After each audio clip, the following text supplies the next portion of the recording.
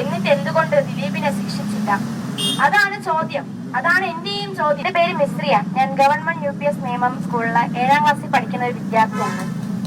എനിക്ക് നിങ്ങളോട് എന്ത് പറഞ്ഞു തുടങ്ങണം എന്നറിയില്ല. പക്ഷെ ഇത്രയും പേര് ഇവിടെ പറഞ്ഞപ്പോ എന്റെ ഉള്ളിൽ തോന്നിയതും കൂടി എനിക്ക് നിങ്ങളുമായി പങ്കുവെക്കാൻ ഒരാഗ്രഹം. ഇന്ന് രാവിലെ തുടക്കമതാണ്. ഇന്ന് രാവിലെ എന്റെ അച്ഛൻ എല്ലാ ദിവസവും രാവിലെ അമ്മ പത്രം വായിക്കണം, ഇല്ലെങ്കിൽ ഭയങ്കര ടെൻഷനും ദേഷ്യമാകുള്ളൂ. രാവിലെ എണീക്കുമ്പോൾ തന്നെ ഗേറ്റിന്റെ അടുത്തേക്ക് ഓടും പത്രം എടുക്കാൻ. ഇന്നും അതുപോലെ പോയി എടുത്ത് കുറച്ചു സമയം കഴിഞ്ഞപ്പോൾ അച്ഛന്റെ മുഖത്ത് വല്ലാത്തൊരു ദേഷ്യം.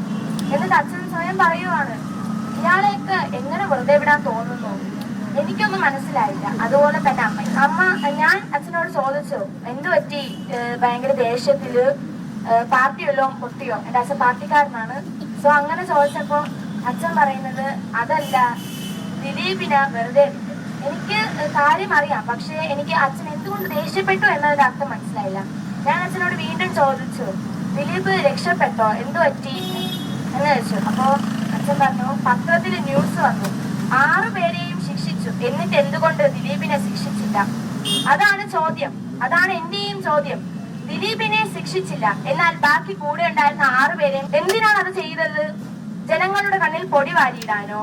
അതോ 6 പേരെ ശിക്ഷിച്ചു എന്ന് ആ ഒരു സംഘടനയ്ക്ക് വീമ്പ് മുഴക്കാനോ?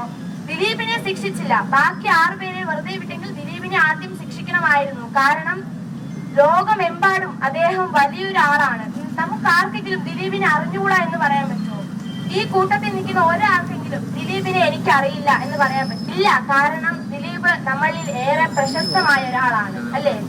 ഞാൻ പണ്ട് ദിലീപിന്റെ സിനിമയൊക്കെ ഒരുപാട് തവണ കണ്ടിട്ടുള്ള ഒരാളാണ്. പക്ഷെ ഇപ്പൊ എനിക്ക് സത്യം പറഞ്ഞാൽ ദിലീപിന്റെ പേര് കേൾക്കുമ്പോ തന്നെ എനിക്ക് ദേഷ്യമാണ്, വിഷമമാണ്.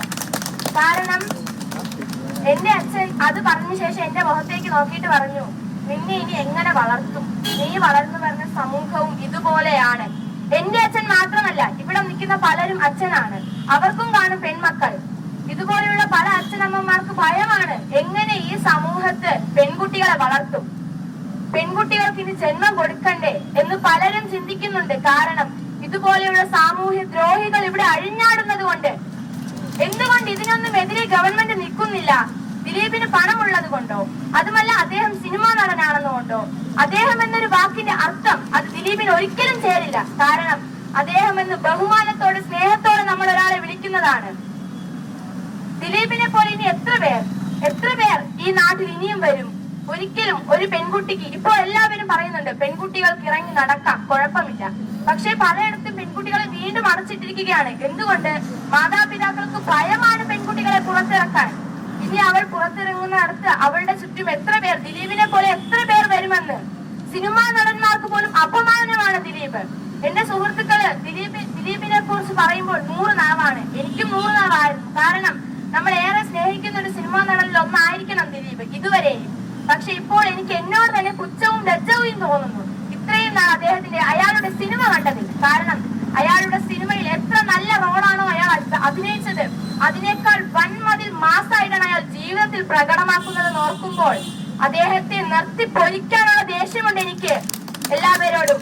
ഇതുപോലെ ഒരു സാമൂഹ്യ ദ്രോഹിയെ ഇനി വെച്ചോണ്ടിരിക്കരുതെന്നും കേന്ദ്രത്തിനോടായി ആവശ്യപ്പെട്ടുകൊണ്ട് നിർത്തുന്നു. നന്ദി, നമസ്കാരം.